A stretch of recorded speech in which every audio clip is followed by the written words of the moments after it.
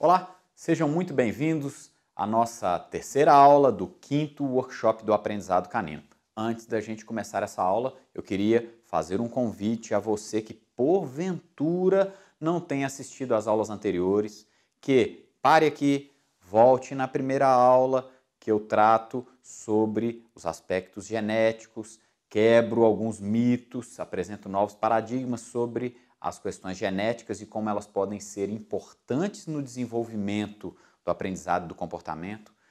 Depois vá para a segunda aula, onde eu inicio falando da genética, mas no quanto que nós podemos modular a genética de acordo com o aproveitamento de fases importantes da infância e daí partindo para questões referentes ao aprendizado motivacional, a importância da existência do reforço negativo no treinamento, dei algumas dicas sobre como se tornar um melhor shaper ou modelador e depois venha para essa aula. Na aula de hoje nós vamos tratar de um assunto que traz muita confusão, seja para leigos, proprietários comuns, iniciantes ou mesmo no meio dos treinadores profissionais, que são os assuntos referentes aos comportamentos agressivos. Como que funcionam os comportamentos agressivos? O que é agressividade? O que faz um cão fazer uma guarda territorial ou o que faz um cão fazer um trabalho de polícia, capturar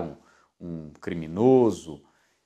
Vamos tratar desses assuntos detalhadamente, mas de maneira sucinta nesse nosso dia de hoje. Gostaria, antes de qualquer coisa, de parabenizá-lo por estar aqui dedicando um pouquinho do seu tempo a me ouvir e, naturalmente, poder aprender mais sobre o comportamento canino.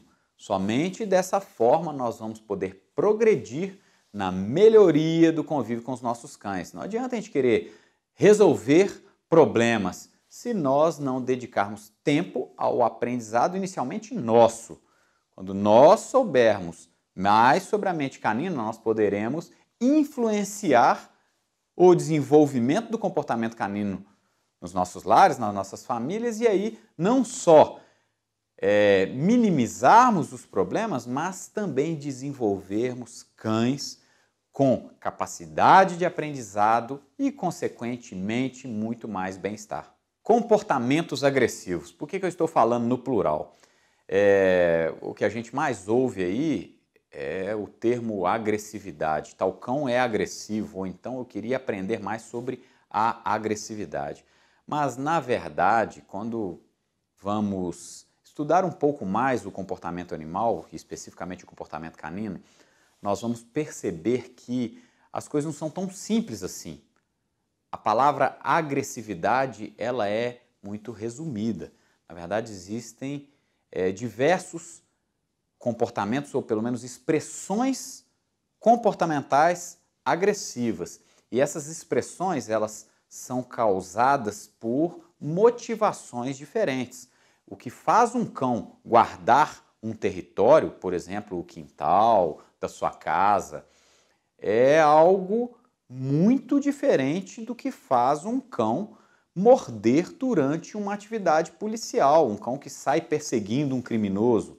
E também é diferente do que faz um cão morder uma luva, quando o cão tem o foco na luva. São coisas que podem ser absolutamente diferentes. E se nós não tivermos a compreensão da diferença entre essas motivações, o que aciona cada mecanismo desses e qual é o objetivo de cada um desses mecanismos, dessas emoções, nós faremos uma verdadeira confusão e isso se reverterá no não aproveitamento adequado daquilo que nós queremos dos nossos cães. Essas emoções e motivações, elas são regidas no sistema nervoso central por uma região funcional mais conhecida como sistema límbico, que é composta por diversas estruturas, entre elas o hipocampo, o hipotálamo e as amígdalas.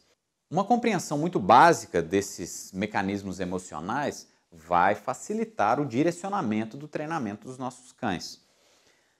Devemos compreender que os comportamentos agressivos, eles não só têm interferência naqueles comportamentos referentes à guarda territorial, por exemplo, ou atividade policial, como eu citei anteriormente, mas também tem a mesma interferência nas questões de liderança e obediência. Se nós entendermos que o que faz um cão guardar um território contra um invasor é absolutamente diferente do que faz um cão partir em uma captura de um criminoso, ou mesmo o que faz um cão fazer o que a gente chama de proteção durante uma prova de trabalho, se nós tivermos essa compreensão, tudo vai ser facilitado daí por diante no desenvolvimento de um programa de ensino ou mesmo na expectativa que nós vamos ter em cima dos nossos cães. Além disso,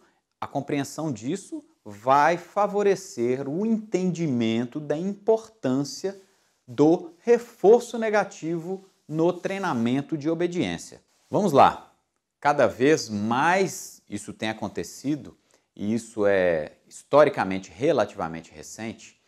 O treinamento de proteção, na verdade não é proteção, né? Por isso que eu coloquei entre aspas, ele tem sido baseado, tem sido fundamentado no aproveitamento do que nós chamamos no jargão do treinamento de cães de impulso de caça. Então é uma coisa assim generalizada, quando se pensa ou quando se pergunta como que se inicia o treinamento de proteção, inclusive a gente vê vídeos de determinados instrutores na internet traçando um programa de treinamento iniciando dessa forma. Alguém segura o cão, aparece uma terceira pessoa chamada figurante agitando um pano ou um salsichão provocando o cão, um cão jovem. A grande questão é que há muitos anos atrás, até a década de 70, todo o treinamento de proteção pelo mundo era fundamentado no aproveitamento do que a gente chama de impulso de defesa. A partir da década de 70, devido a principalmente um grande treinador alemão ter lançado um livro que foi um divisor de águas, o seu livro chamado Der Schutzhund, que era um livro que extraiu o conhecimento da ciência comportamental aplicando ao treinamento de cães de proteção. Quando Reiser fez isso, ele trouxe um novo paradigma ao treinamento de proteção, porque ele introduziu de maneira sistemática a utilização da caça no treinamento de proteção. Isso, naturalmente, criou muita resistência, mas, de fato, foi extremamente útil. Por quê? Primeiramente, passou a reintroduzir na população de cães utilizáveis para essas funções, cães que anteriormente eram descartados. Uma outra coisa que isso trouxe de benefício foi que o nível de estresse no treinamento foi extremamente reduzido, porque a caça traz diversos benefícios nesse sentido. E aí, uma outra coisa que isso também trouxe como consequência foi que, em decorrência dessa redução do estresse, a qualidade técnica do treinamento pôde ser muito desenvolvida, já que quanto maior é o estresse, menor é a capacidade de aprendizado. Mas e por que isso? Vamos lá. O que é que gera o tal impulso de defesa? Impulso de defesa é um jargão muito conhecido no meio do treinamento canino. Qualquer coisa que ameace a integridade física de um indivíduo, seja o cão, sejamos nós, dispara a chamada reação de defesa ou reação de luta ou fuga. E isso ocorre exatamente nessa região funcional que eu falei anteriormente, o sistema límbico. Quando o sistema límbico é acionado para que o indivíduo entre em estado de defesa, é mais ou menos como se acionasse um botão do pânico, esse indivíduo ele pode ou se defender ou fugir em ambas as situações para dar manutenção à sua integridade física. Ele faz uma avaliação muito rápida da situação e julga de acordo com o medo ou respeito que ele tem do oponente, de acordo com a condição que ele tem de lutar contra esse oponente, e aí ele vai optar por lutar ou por fugir. O fato é que, independente dessa opção que tem a ver com essa coragem, né, que é inclusive situacional, o hipotálamo comunica à hipófise, que é uma glândula por ele coordenada, e a hipófise vai desencadear no organismo, ela vai comunicar à glândula suprarrenal, em nós, seres humanos, né, e nos cães, a chamada glândula adrenal, que é ao lado do rim, vai estimular a liberação das catecolaminas e do cortisol. As catecolaminas, e em especial a adrenalina, que todos já ouviram falar, né? E o cortisol, eles vão promover diversas modificações situacionais no organismo que vão preparar esse indivíduo para essa possível situação de confronto. Então haverá aumento da frequência cardíaca, aumento da força dos batimentos cardíacos, um redirecionamento do fluxo sanguíneo. Então, locais onde não há necessidade momentânea de circulação sanguínea, tais como, por exemplo, as vísceras, estômago, intestino, etc., vão diminuir a circulação sanguínea, e é exatamente por isso que se tem aquele frio na barriga. Se tiver fezes, serão liberadas, haverá vasoconstrição periférica, por isso que a gente às vezes sente frio, a musculatura será mais preparada para o confronto, então o fluxo sanguíneo será mais direcionado para determinados grupos musculares, a visão ficará mais focal, o estado de vigília será permanente e o limiar à dor será jogado lá em cima. É interessante porque todo mundo deve ter ouvido falar, né, nos corticoides que a gente adquire nas farmácias e são utilizados para diversas finalidades. Basicamente, os corticoides são anti-inflamatórios hormonais. Mas de onde eles surgem? Os cientistas, numa determinada época, descobriram que no organismo nós produzimos o tal do cortisol, e o cortisol tem uma função, entre outras, né, de subir o limiar à dor, ou seja, nós percebemos menos a dor. E nós percebemos menos a dor justamente para que estejamos mais preparados para o confronto. Os corticoides são potentes anti-inflamatórios e daí passaram a sintetizar diferentes tipos de corticoides para serem aplicados em procedimentos médicos. Além de todas essas funções momentaneamente benéficas, essa descarga de catecolaminas e corticoides também vai trazer diversos desdobramentos maléficos ao organismo, principalmente se isso ocorrer de maneira mais duradoura ou sucessiva. Então nós temos aí como consequências negativas problemas de queda imunológica, problemas hepáticos, problemas renais, problemas pancreáticos, problemas de pele e diversos outros tipos de problemas. Exatamente por causa desses desdobramentos negativos é que, ainda na década de 70, um cientista constatou que muitas das doenças até então não diagnosticadas, na verdade, eram doenças psicossomáticas, ou seja, eram causadas por, na verdade, alterações psicológicas que se traduziam no organismo em desdobramentos somáticos pelo corpo. Então, a introdução sistemática da chamada caça no treinamento de proteção trouxe diversos benefícios, porém, com o decorrer dos anos, nós começamos a nos tornar reféns da caça. A seleção genética dos cães passou a ser influenciada e, a partir de um certo momento, já não tínhamos mais condições de localizar cães com uma predisposição agressiva natural. Por quê? Porque a caça é muito mais fácil de ser percebida e a caça não sofre influência da idade como os comportamentos agressivos sofrem. Então, quando a gente trata de defesa ou de agressão social, que eu vou explicar a diferença entre as duas coisas daqui a pouco, nós dependemos da idade. Quando nós tratamos de caça, um indivíduo bem jovem já pode demonstrar. O que seria isso? Quando a gente arremessa uma bola para um cão, mesmo para um filhotinho, a gente vê ele correndo atrás dessa bola, isso é o que no treinamento de cães nós chamamos de impulso de caça. O que dispara a caça? O que motiva um cão a ir lá e correr atrás dessa bolinha? O movimento em fuga da presa. Então o cãozinho percebe visualmente a bolinha fugindo, aquilo aciona um mecanismo de perseguição e apreensão. Exatamente isso que a gente chama de caça. Isso a gente já vê no filhote, ou seja, não é idade dependente. Já os comportamentos agressivos, eles dependem principalmente da incidência de hormônios sexuais que vêm após a puberdade.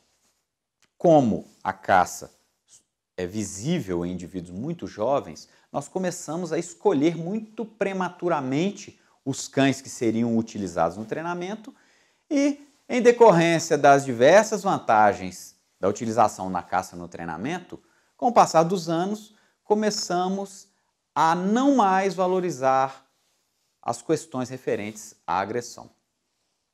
No meio competitivo, isso não foi um problema muito grande, porque no meio competitivo sempre existe a presença da figura, do figurante com a luva. A existência da luva garante a estimulação em caça, seja num treino de proteção, seja numa prova de trabalho. Nós podemos ter cães que atuam em provas de trabalho com um componente agressivo maior, mas nós podemos tranquilamente ter cães que trabalham com um componente em caça muito alto e ainda assim que possam obter altas pontuações. A grande questão é que quando nós vamos atuar em atividade policial, nós precisamos de um cão com um componente agressivo mais alto. Na atividade policial, a caça não só pode como deve ser utilizada como componente no treinamento, mas o que deve predominar na ação do cão é o que nós chamamos de agressão social. Bem, o que seria isso? Falei sobre a defesa, né? O que é que faz um cão defender o território? É a sensação de ameaça. Então, quando o indivíduo se sente ameaçado, quando ele sente a sua integridade física ameaçada, lá no sistema límbico, o botãozinho do pânico é acionado e ele vai preparar para luta ou fuga. Porém, esse tipo de reação é a porção reativa do comportamento agressivo. O indivíduo reage a uma ameaça. E o objetivo dele, quando ele se prepara para lutar, não é o confronto. O objetivo dele é a expulsão do invasor ou do ameaçador. A questão é que quando nós temos um cão de atividade policial, ele não tem que querer a expulsão, ele tem que querer capturar. Aí é que entra a compreensão do que se chama agressão social, que na verdade começou a ser investigada principalmente por um cientista de meados do século passado, que é chamado pai da etologia, que foi o Konrad Lorenz. Lorenz recebeu o Prêmio Nobel de Medicina em 1973, entre outras coisas, no cômputo do trabalho dele, pelos estudos da agressividade. Lorenz e outros colaboradores, né, tal como Wallace Craig e os chamados pais da etologia, perceberam que havia algo diferente da mera defesa no comportamento dos animais. Existe um grande e fascinante tratado do Konrad Lorenz sobre a agressividade. O nome dele em português se chama A Agressão, uma história natural do mal. Eu recomendo para todos aqueles que querem compreender melhor essas questões dos mecanismos agressivos que leiam esse grande clássico dos estudos etológicos, porque além de ser uma literatura fascinante, Lorenz tinha muita facilidade de escrever, né? Ele tem uma fundamentação incrível. Portanto, de maneira bem resumida, nós temos no treinamento de proteção, nós podemos utilizar no treinamento de proteção 3 motivações distintas. Uma, que é a mais utilizada mundialmente nos últimos anos, que seria o chamado impulso de caça. O que motiva a caça? O que dispara a caça? Qual que seria o gatilho ambiental motivacional? O movimento em fuga da presa. E qual que é o objetivo motivacional do indivíduo que está acionado em caça? Perseguir, capturar, apreender e carregar para um local seguro.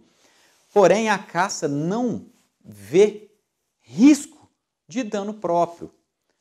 O indivíduo que está caçando, a princípio, ele está perseguindo um outro indivíduo pertencente a um estrato inferior da cadeia ecológica. Então, é o predador atrás da presa.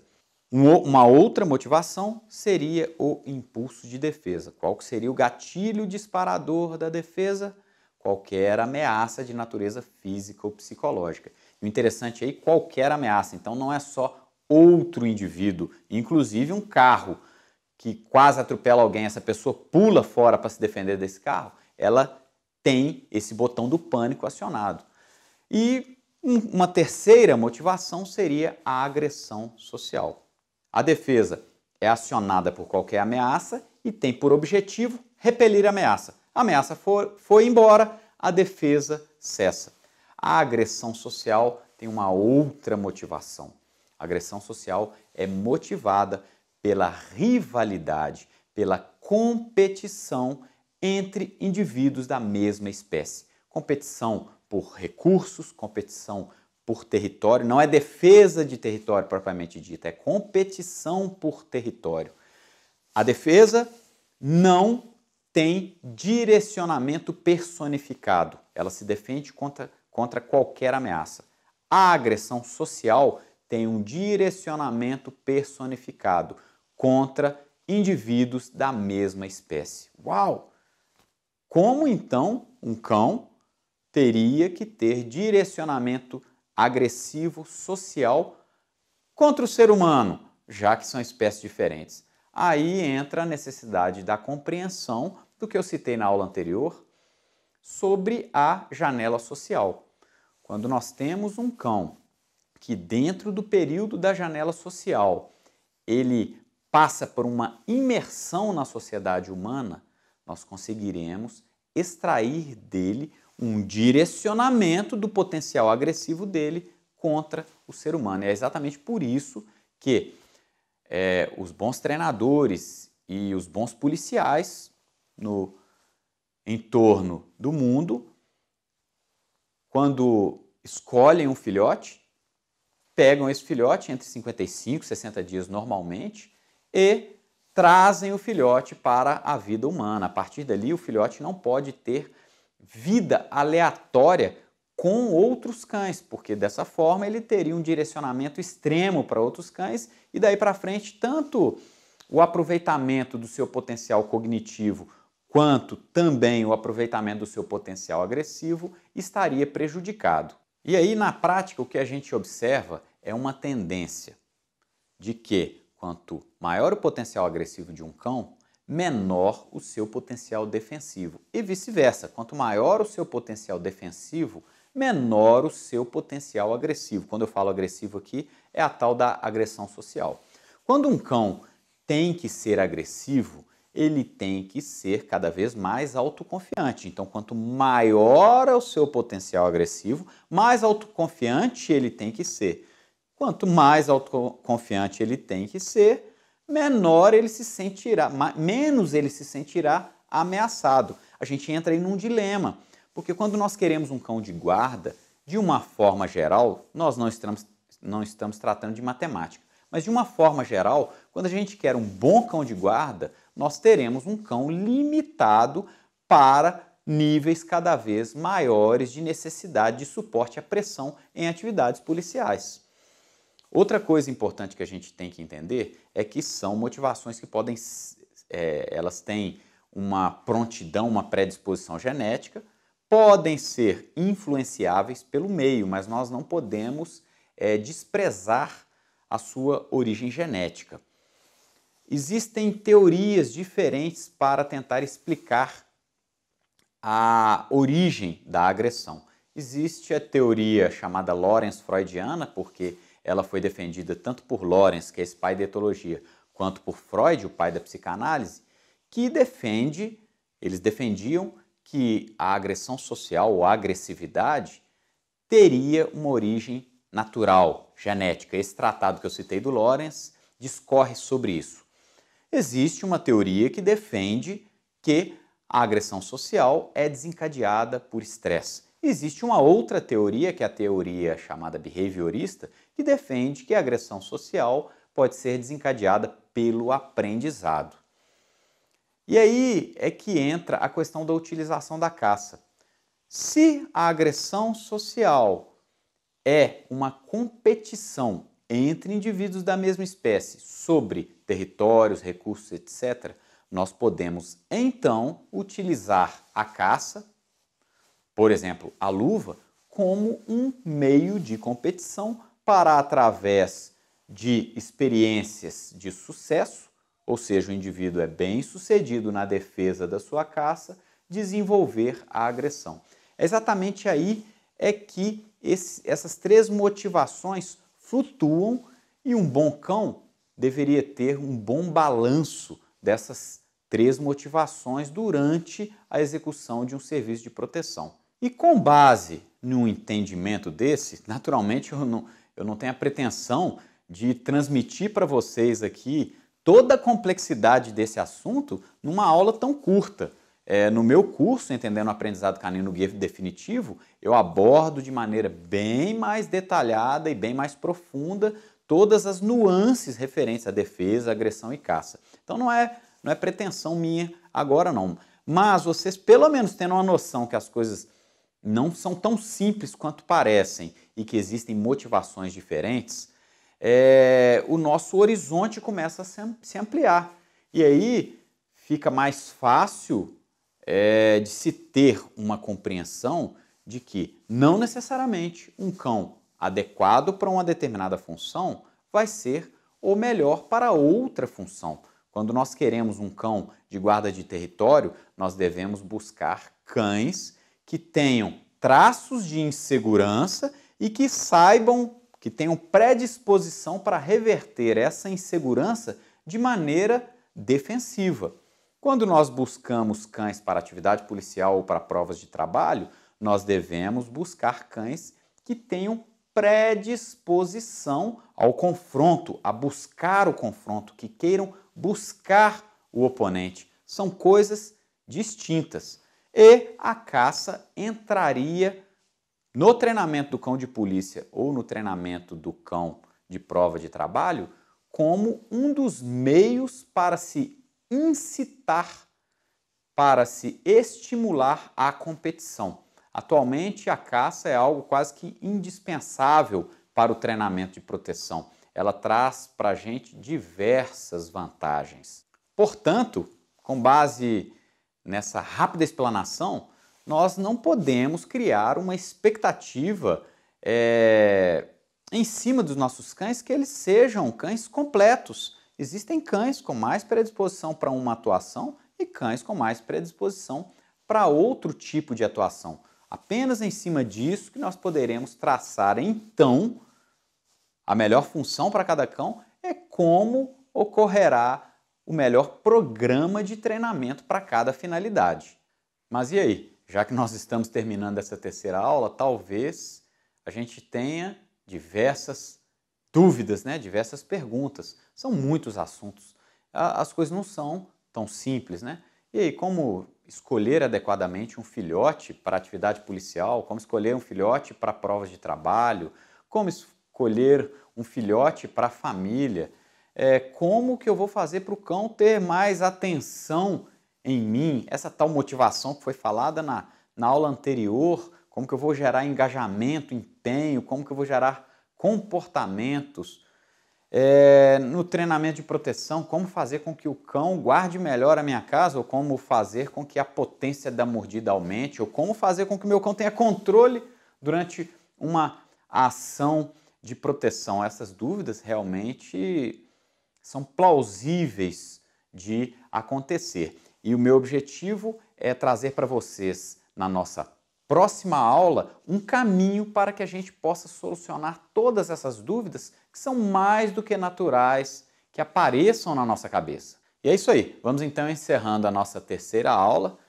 Espero ter trazido uma luz, apesar da quantidade de informações que talvez tenha criado um pouco de surpresa em muitas pessoas, mas a ideia é fazer com que as pessoas pensem fora da caixa, estimular para que busquem conhecimento, mostrando que esse universo canino não é tão simples quanto muitas pessoas pensam, mas pode estar ao alcance de todos, caso cada um queira buscar o conhecimento. O conhecimento está cada vez mais disponível.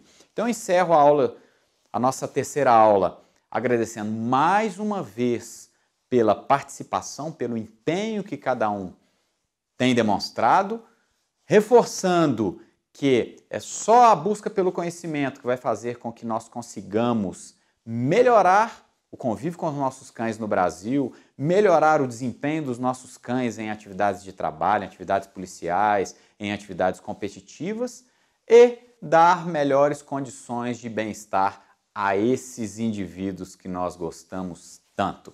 Até a nossa próxima aula!